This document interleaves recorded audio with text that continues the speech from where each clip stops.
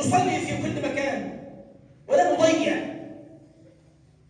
عباد الله، هذا الكلام ليس لكم والله، إنما أذكر به نفسي أولا.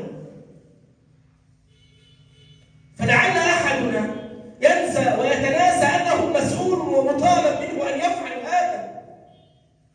عباد الله، لعله لذنب نفعله وأتكلم عن نفسي نترك ونضيع ونفرط.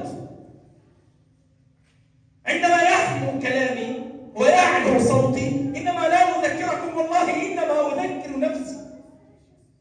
فلعل لذنب عندي تركت بعض الصلوات وضيعت بعض الأوقات في الصيام من النوافل، بل ربما لذنب عندي لم أصلي بل لم أحج إلى الله سبحانه وتعالى، وهذا تقصير من عندي. عباد الله، يكم أن تتهاونوا بترك لفريضة أو لحج